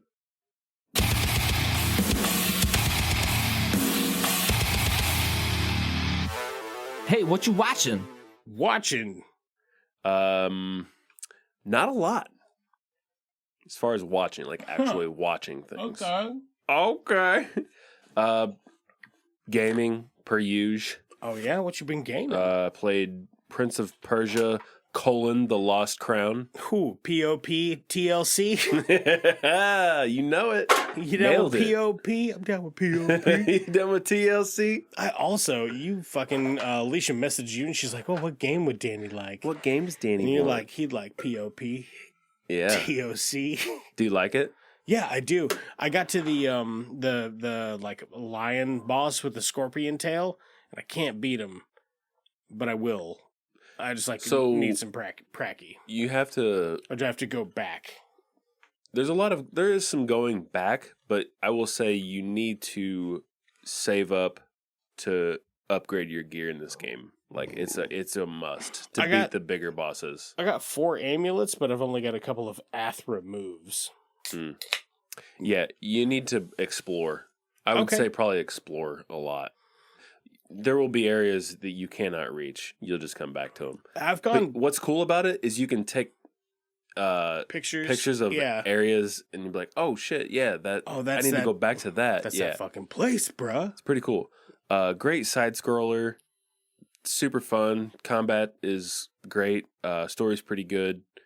So I think is it Ubisoft? I think it's Ubisoft. Ubisoft. Oh, that's what I've always said. I don't actually care what the name is. It's a company. They can suck my dick. Oh yeah, 100%. But I think they made a pretty good game here. I would have to agree. Yeah. I played A Plague Tale: Requiem. I've looked at that a bunch of times. That's the second one. Is it cool? That's the second one. Have you already played the first one? I did play the first one. Are they both cool? First one's good. Second one is just like way too long. Like they just milked it. It's like, hey, can we make another game out of this? Can we suckle on that plague teat a little longer? I liked the first one quite a bit. I talked about it on one of the episodes. It's about the plague. I think it's set in the 14th century, maybe. I put that together. Yeah. So, A Plague Tale: Innocence is the first one. I liked it. I thought it was a good game. I thought pretty good story. I like the stealthiness of the game. I just don't think for 2 was just not necessary. Overly long, and it didn't add enough for me to warrant a second game. Yeah, I get you. Little light in the story department. Just felt like like I'm doing these tasks for the sake of doing them. Yeah, for sure. I played the Alan Wake 2 DLC, the first set of DLC for that. That was kind of cool. It was really short, but you played as 3. It's like 3 separate short stories, I guess. So 3, and you play as characters in the game, 3 different characters. It's kind of fun. I'm waiting on the next installment for the DLC. I think it'll be a little bit longer. That's kind of, I wanted something, okay, with some girth. I might eventually go back and get into the experience, the girth of the Alan Wake-averse. You're too scared. I am, man. I want to be able to enjoy it though. I want to, but just my fucking brain and heart won't let me do it. The first one it had some moments. I don't think the second one is necessarily scary. It's just that. Would you recommend Alan Wake, Astral Chain, and then Alan Wake 2 in that order? Or what's Astral Chain? Isn't that it was like a Nintendo Switch game that's like has something to do with it's like connected to the Alan Wake averse? Astral Chain? Maybe. Something like that. It was a game you said you played.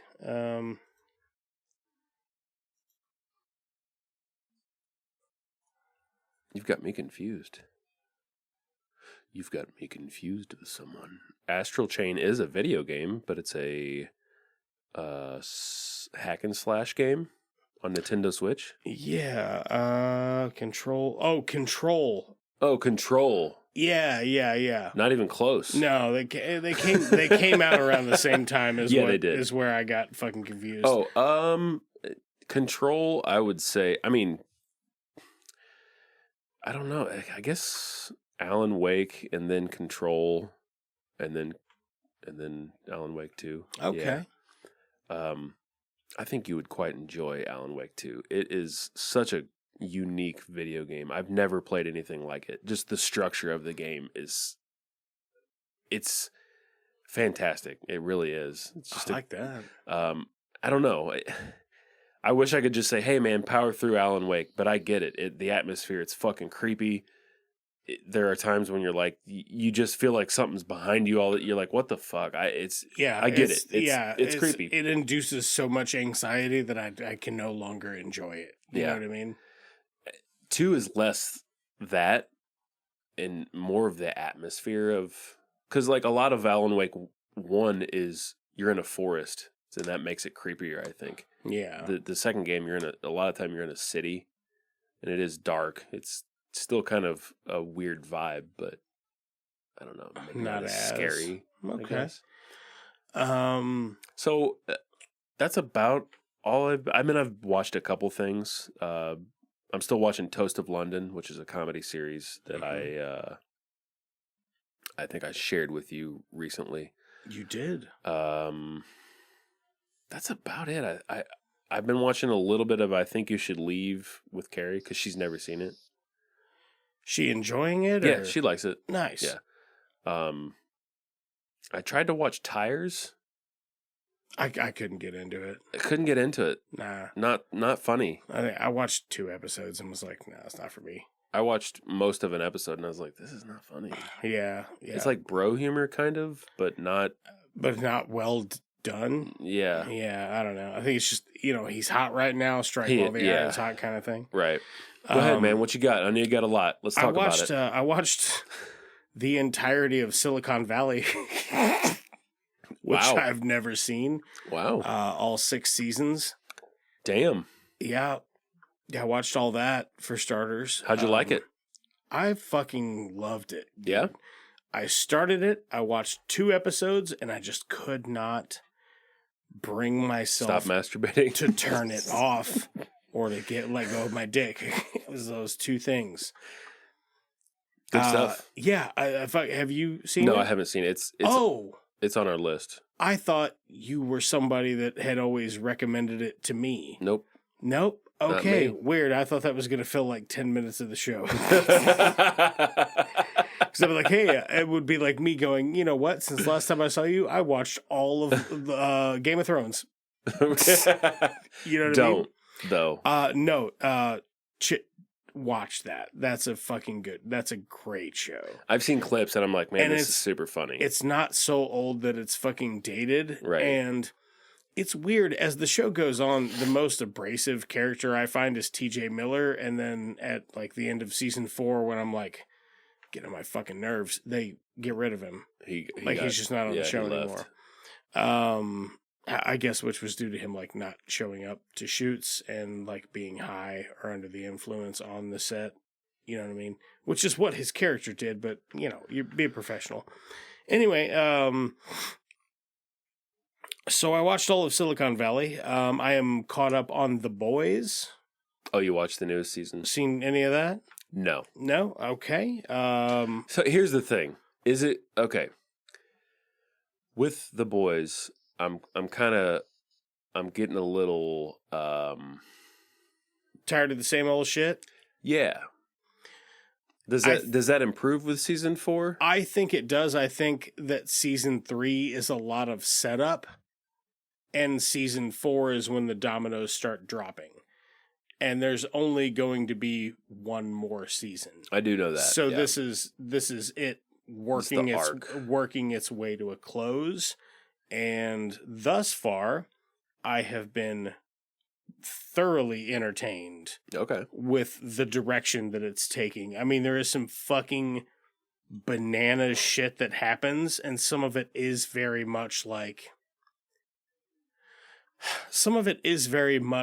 oh, this is very typical of this show.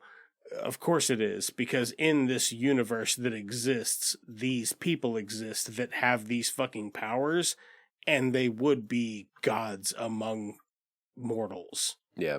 Legitimately. So of course they're perverse and demented and just disgusting people. Of course they are. Well, I think they've already established that. Because they don't know consequences. But you'll meet new characters and be like, damn, they're like that too? Yeah, of course they are. I was talking to one of the guys at work, and he said that I guess the creator of The Boys, or maybe, I don't know if it's a showrunner, was involved or did the show Supernatural. Oh, I think it is actually one of the showrunners. Is it a showrunner? I think so. Because in every season of The Boys, a character from Supernatural shows up, I guess, is what the guy was saying. I don't know if that's true. Oh, that's cool. Is it? Oh, the Soldier Boy. Soldier Boy. Soldier Boy. So I don't even know how the song goes. Jamming. You feel that? Boys, in the club and the Soldier Boy. Got what you need, Soldier Boy. Soldier Boy.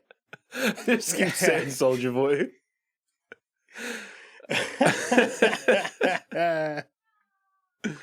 Shit. Party rocking with a mouse tonight. Got some cheese, gonna take a big bite. You know what I'm talking about. Yeah, dude. Fucking right, man. Love it. Anyways. Yeah, he's in Supernatural. He's like one of the main... Who is? Sorry. The Soldier Boy. The character that plays Soldier Boy in The Boys. Soldier Boy. Yeah, he's one of the two brothers in Supernatural. Is this a new character? It's from end of season 2, all of season 3, I think. Wait a minute, I think okay. He's like a Captain America-esque character. But is that his name in it? Soldier Boy? Yeah, he can explode. That's right. Yeah, it's been a while since I've watched. Oh man, fucking good shit. Good, weird, twisted shit. Make some variations from the comic book. I tell you what I really like. They brought back Simon Pegg's character, who the series was originally penned for. But by the time they actually got it into production, Simon Pegg was too old, so they got Huey, the guy that plays Huey. Oh, Jack Quaid. Jack Quaid. So they got Jack Quaid instead, but they got Simon Pegg to play his father. and they bring him back, and he has a weighty but warranted ending to his character. It was just good. It's good to when they bring the human element into it. But yeah, I would say the first 4 or 5. I don't know how many are out right now. 4, I think. Maybe 5. The 5 episodes that are out, man, they're heavy and they're good. Okay, all of them. I guess I thought that they released all of it at once, but they did not. Oh no, it's just like the 3 episode drop and then one every week. Okay. So they have released 5. Yeah, nice. Gotcha. And a new episode tomorrow, actually. I'm keeping up with House of the Dragon as well. House of the Dragon. Which is so weird that you're watching that. You think so? Kind of. Because you're just like, I don't give a shit about Game of Thrones. It doesn't have anything to do with Game of Thrones. No, I know, but it's a prequel-esque, isn't it? Of course I wanted to be into Game of Thrones. Why wouldn't I? I love fucking knights in armor and that is my shit. I love just that watch stuff. the first 6 seasons and then pretend it got canceled. I watched the first season and the first 2 episodes of season 2 way back when it was coming out, and I just kind of fell off. Which happens, I get busy. Maybe I was traveling. I don't know. I used to travel for work and shit. For whatever reason, I just kind of fell off of watching it. But it's not like I didn't care for the show. I just never got back on it. And then by the time it got huge and I thought about getting back into it, it was over and everybody was big mad about it. Big mad. So yeah, they were. They were leaving Starbucks cups on the fucking sets and shit. So anyway, I go into House of the Dragon and they're like, oh, this is fucking 600 years before Game of Thrones. I'm like, okay. Okay. All right. Let me. I'll check it out. This is a little more penetrable than the other one. Gross. Well, I don't have to watch 150 hours of it to be caught up. I can just watch the first episode and see if I like it. And I've liked it a lot. I think it's a very good show. Yeah, dude, I got so much shit to watch. It does seem to be way more heavy on the dragons. I like dragons. I like dragoons. I started playing this fucking stupid game on PlayStation the other night where it's like Ever Dragon, Ashes of Tomorrow, and you're a dragon rider and you fly a dragon around, and essentially it's Rocket League. What? There's not a ball. There's not a ball though. You shoot like gold carrying dragons. You kill them and take their gold, and then other dragons will try to kill you and take your gold, so you gotta fly it back to your bank. But the flying mechanics are actually pretty neat. I don't remember what it's called, but it was a free game, so they're gonna hit you with shit tons of loot boxes and loot crates and shit. You know it. Oh yeah. Spend your real money on this free game. I spend my real money on alcohol so I forget. That's fuck. Or just do it like a real adult. I drink to forget. I watched almost all of Fallout. Okay. I'm 6.5 episodes in. I think there's 8 episodes total. Pretty good. I tell you what, for somebody who's never played a Fallout game in my entire life, because everybody I knew was like, dude, you'd love this. I know that they're right. So I'm not going to play it because I don't have 300 hours to spare from my real life. They haven't aged well in my experience. Yeah? I tried to play 4 and I was like, not, I don't know if that's the right word. I guess what I was expecting is they did a pretty big update to Fallout 4 for the release of the show. To accommodate the show, yeah. And I was expecting killer graphics. That's not what they did. They're just another character class or something? They just kind of updated the game to make it run a little better. And I don't know. There's not enough there for me to care. Want to go back in? I've never played one. The series, I think, for someone who has never played a Fallout game, I thought it was easy to catch on to. I understood. I feel like if I were to go play a Fallout game, I kind of know what to expect. Fucking nuclear Fallout, baby. Yeah. Very charming. I thought the cast is great. Walton Goggins. Walton Goggins, baby. Walton Goggins, the Gog. The Gog. Ella Purnell. I think she's fucking great in it.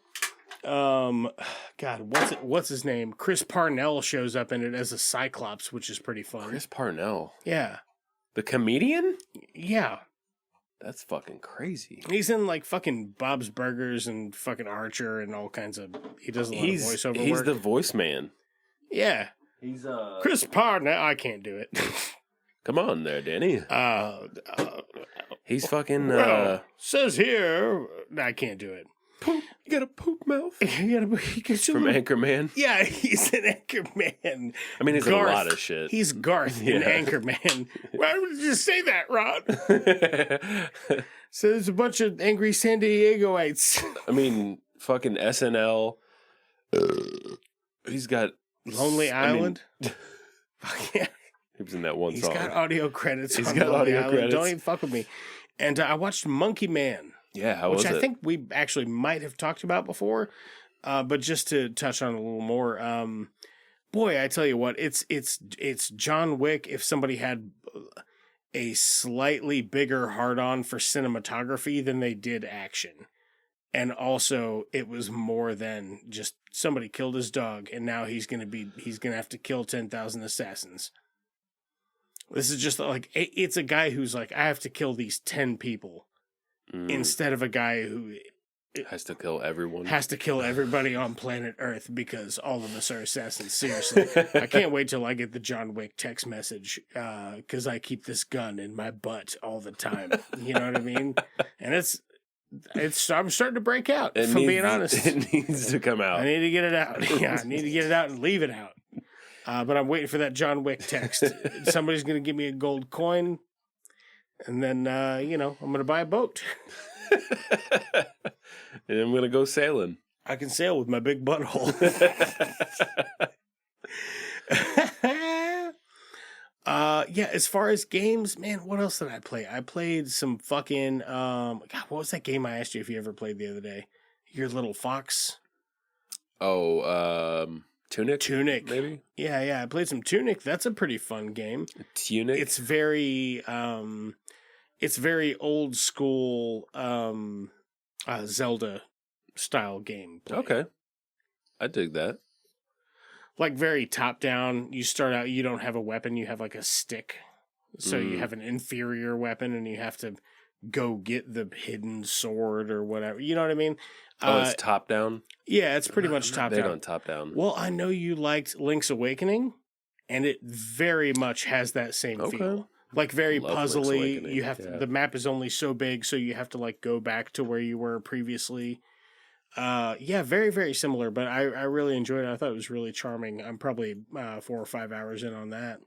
Nice. I think I actually have that on PlayStation Plus. I think I had it on my library, and it was like already free, so I just re-downloaded it. Right. Because I throw shit on there all the time.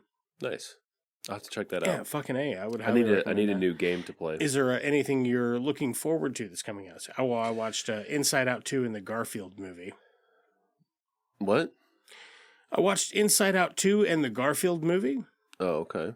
Briefly, the Inside Out 2 film I found less emotionally effective as the first one, but still entertaining. The comedy didn't hit it quite as hard for me, but I did find it had a appropriate amount of levity. I guess I thought that you like merged. I thought that was one thing. The way you Inside said Out it, 2 Garfield. like the way you said it, I was like, "What?" Inside Out 2 the Garfield. And you're like, "What the fuck is that about?" Yes, John. Mondays, John. I hate them. Immortal Mondays. No, the Garfield movie is not a Garfield movie. It's like a totally different movie that they wrote, and they went, you know what? Just make it Garfield instead. And they went, okay, all right, I guess. But it's not a Garfield movie. And they went, shh. No, I think it'll critically be panned as like maybe the worst Garfield thing that's ever been made. Damn, it's real bad. Wow, like real bad. Who's in it? Chris Pratt. Chris Pratt is Garfield, and it's Garfield and Garfield's dad, not John Arbuckle, Garfield's biological father, and a bunch of other stray animals that never, ever, come into play anywhere ever in the Garfield universe. So it is literally about 5 minutes of actual Garfield, like what Garfield consists of, and then an hour and 20 minutes of something else entirely. Wow. Yeah, it's super fucking weird. I feel like Chris Pratt needs to just maybe go away. Take a little while. a couple years off, man. It's not you ain't running out of money, bro. I used to like him. Yeah. Back in the Hey, just there comes Parks. a certain point of saturation. It's like with The Rock. Take about 20% off, or big guy. Take a step back. Know when people need a break from you. Yeah, because it does happen. You remember when a big Hollywood actor would have like maybe 30 movies in them in their whole life? Yeah. And now that number has quadrupled. Right. It's fucking weird. Yeah. Just stop. Take a page out of Leo's notebook. Mm-hmm. How often's Leo DiCap doing a new movie? Every 3 or 4 years? One every, 3 or 4, 2 to 4 years. Is it 3? Is it 2? Maybe 2 years. 2 to 4? Yeah, because he's going for the fucking hits. He can't, because he can. He doesn't need to do anything. No, that is true. Except date 23-year-olds. How many scripts you think that dude fucking reads a year? I bet constantly. I bet he just reads scripts Probably like it's not. going out of style. Probably not, though. Because who's sending out scripts that Leo's interested in? Who's Leo's agent? Probably your mom. Fuck, you think it's Tammy? Hit that bitch up. I'm hit that bitch up. What's the newest one he was in? The Scorsese. Danny, don't let me hang it. Killers of the Flower Moon. Did you watch that? That was fantastic. Yeah, that's still on our list. Like, too. it's killer, man. If you haven't seen it, I highly recommend that. Who manages Leonardo DiCaprio? Rick Yorn. Born in 1968. This dude's old as fuck. Damn. He's not that old. No, he's old. No, he's Actually, I old. don't know. He just manages a bunch of fucking people. Cool. Weird. Looks like they were promoting The Rise of Gru on his IMDb page. What? So that's cool. So that's cool. That's cool for him. I like that. Man, I'm trying to think of upcoming things. I'm excited What do you got? about. I want to see the new Quiet Place movie. That does look I forget pretty what it's good. called. I'm really big fan of Lupita Nyong'o. Yes, But I am very much of the opinion that it probably is going to be the same as the first two. yeah, I could see that. Because that Hollywood loves a safe play. They do. And then they also love a stupid play, like making Garfield. Like imagine if Garfield. Imagine the movie Aliens, but just make it Garfield instead.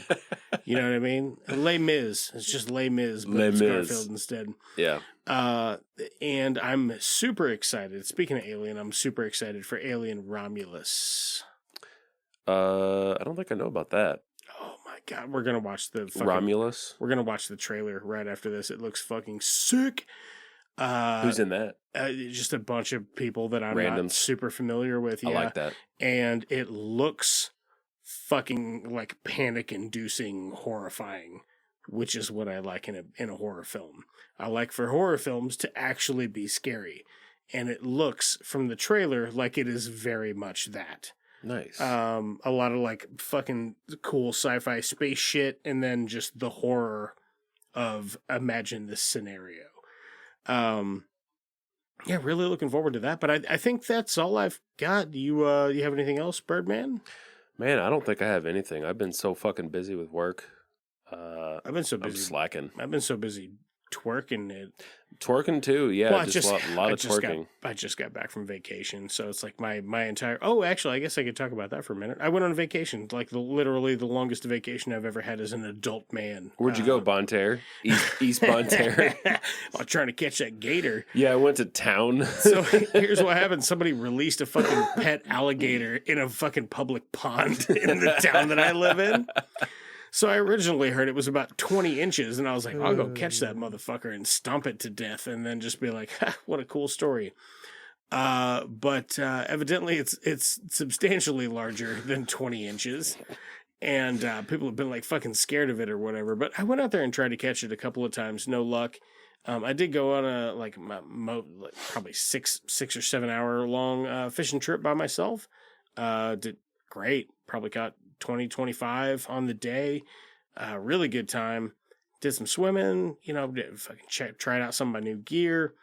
And then other than that, I played golf. Played golf quite a bit. Nice. I don't know if you can tell, but I'm way more tan than the last time you saw me. Nope, you look about the same. Okay, yeah, just kind of red. Just throwing that out there. You look hot all the time. Are you tired? Are you tired also? No, it's just the alcohol. Right.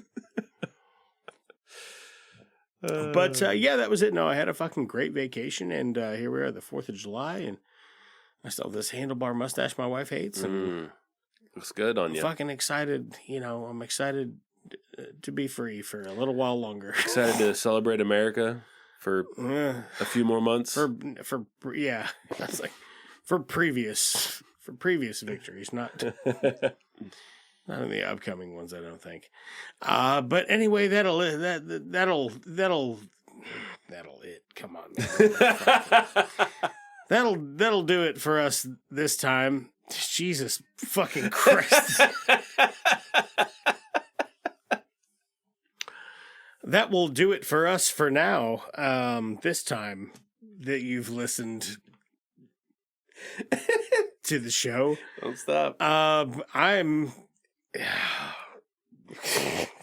fucking Christ. Woo. You're pickled. Right. You're pickled. Too much of that, out fishing, hitting that fish flute when they're not biting, You're fucking pickled, bro. That's what you are. You guys aren't going to start sucking each other's dicks, are you? Let's call that phone talk for a one-eyed Batman.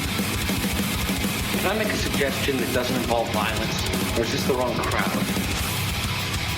Maybe we should call in a bomb threat to Houston. I think it's free beer night at the Astrodome. The Jedi, Bob, we don't fight with guns, we fight with our mind. Cousin, businesses are booming. That is one big pile of shit.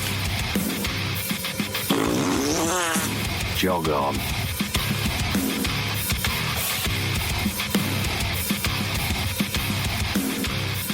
It's Just Two Movies is a production of Blue Cheese and Bacon Studios and can be found wherever you get your podcasts.